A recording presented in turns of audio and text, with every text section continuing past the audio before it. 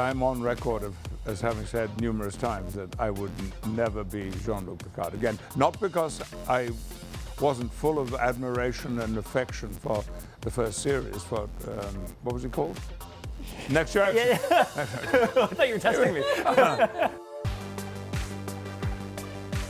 Sir Patrick, when you first took on the role again, was it like putting on comfortable slippers, or did you have to relearn who Picard was? One day I'd like to get a job that felt like putting on comfortable slippers. They never seemed to come my way. The truth is that in the early seasons of Next Generation, I found that increasingly Patrick Stewart and Jean-Luc Picard began to overlap. And that became so complete that I didn't know where one began and the other left off. So when I was playing Jean-Luc Picard, I was trying to be him as much as possible, but at the same time being myself. Because of that, even though nearly 20 years passed, the situation never changed. So when I did finally walk in front of the cameras on Star Trek Picard, the only challenge, which was a challenge enough, was to be convincing about the man whose life and experiences in the past 20 years had changed him significantly. Sir Patrick, when you met Issa, when you had that first scene together, what were your thoughts? Any apprehensions going in, and how'd you think she did? That's what I'm asking. How do you think she did?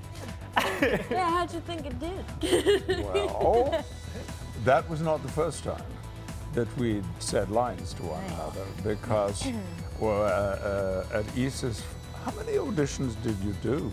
I did like 4 or 5 self-tapes, and then Really? I did what I thought was my final callback with you, and then I had one more after that. Oh, you did? So mine was not the final one. Not the final. Oh, I see. I kept in touch with the casting department because I did have a co-executive producer aspect to this job for the first time ever. and so I was in touch with how casting was going and who they were seeing. And the only time came when they said, we'd like to see you with Issa Briones, because you're going to have so much, you're going to be so dependent on each other and for what you build up and create between the two of you. So I went in and we did some sort of, modest little shooting of 2 scenes? Yes. I think. 2 scenes, yeah. And it was a terrific morning, and I was thrilled by it. So everything ended very happily.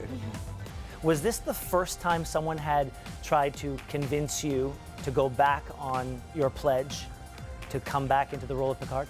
Oh, no. It had happened in varying ways.